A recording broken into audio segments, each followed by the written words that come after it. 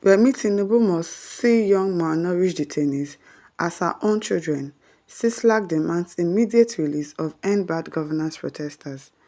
And now to the news in full. The Civil Society Legislative Advocacy Center (CISLAC) has condemned the detention and reported maltreatment of minors involved in the End Bad Governance protests in Nigeria.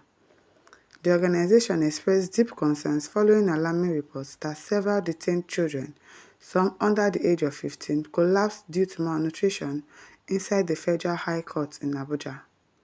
The minors have been held since August by the Nigerian police after participating in protests against worsening insecurity and deprivation in the country.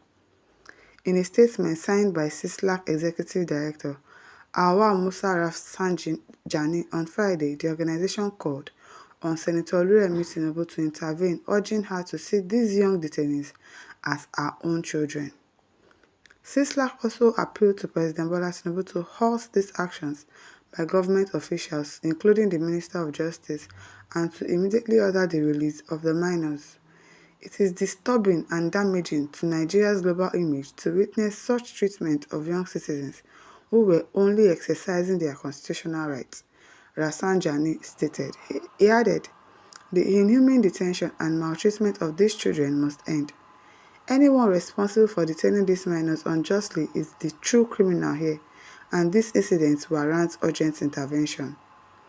Images and video from the courtroom have circulated widely on social media, depicting the harrowing scenes of some minors lying on the floor as lawyers and others try to revive them. Arresting minors for protesting, I don't understand though. Is this all in a bid to scare people or what? This incident occurred when the minors were brought to court from various police detentions cells, where reports claimed they were denied adequate food and medical care. Sources allege that the prolonged detention and harsh conditions were intended to punish the minors who have been accused of fighting the government despite the absence of credible evidence. CISLAC has called on the Nigerian Bar Association (NBA) to take immediate action advocating for the rights of the detained minors. The organization further urged international bodies such as UNICEF, the World Food Organization, the World Health Organization, and Save the Children Foundation to condemn the incident and pressure the Nigerian government for an unconditional release. Detaining these children under appalling conditions is unconscionable, Rafsanjani emphasized. Imagine them telling them to bring 10 million naira before they are even released. That is the kind of people that we have in government that don't have common sense about how they even put it. Because how will you arrest minors? They are malnourished, they are fainting in the court, and yet are telling them to bring 10 million naira and bring somebody, civil servant, before you can release them. It is really appalling, really appalling. We are appealing to all responsible authorities to ensure their swift release and hold accountable those who orchestrated their detention. This incident stands at a dark stain on our national commitment to the rule of law and respect for human rights. The minors were initially detained following a police order which cited alleged involvement in a supposed plot to destabilize the government. However, CISLAC and other rights groups argue that their detention violates both national and international human rights standards. Yes, so because how can you say that children want to take over your presidency, they want to cause treason or whatever it is that they called it, and you kept those children in prison since August, and people in the police station, they are also fathers and mothers, and you watch those children suffer for almost 3 months, and you don't think that anything is wrong with it. Such heartless people that we have in power. Olashiko Oladele says, "To me, this Nigeria government must end. There is no control here anymore. Anybody just feels like doing anything he or she wants. Let's count them and give them adequate nurture to better their life. Make them come back to govern this country. They will kill all the people involved in their suffering."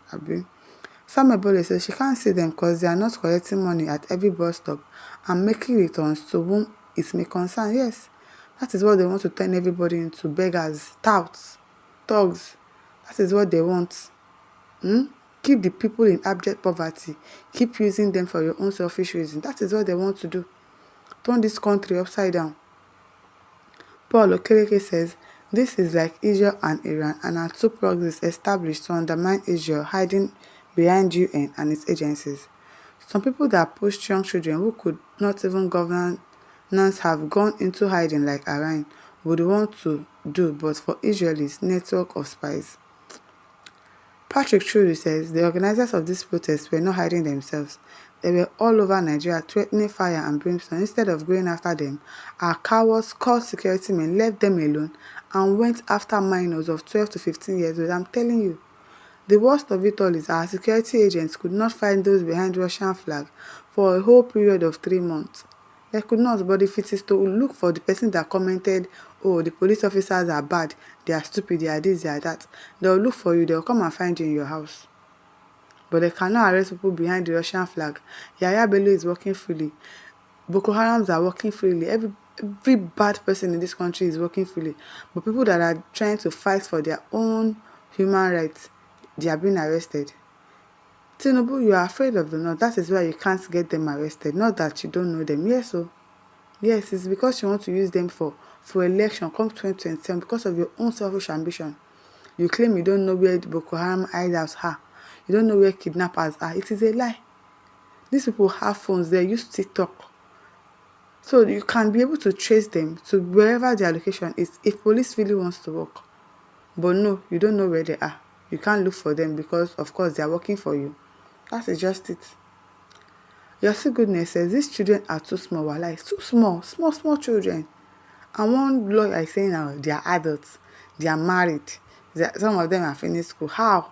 These children? It is well low. Lukman Ojubanire says, if we do not change our mindset, there will be no progress. There is nothing called minor when a crime is committed. You don't know what you are saying. What crime did those children commit? Lukman, like your name, brainless goats. That is what you are. Joshua Adikoram says, when they are calling for military to take over power, maybe they should. Maybe the military should come and take over power. Akemo Andrew says, my heart bleeds anytime I look at the picture of the children.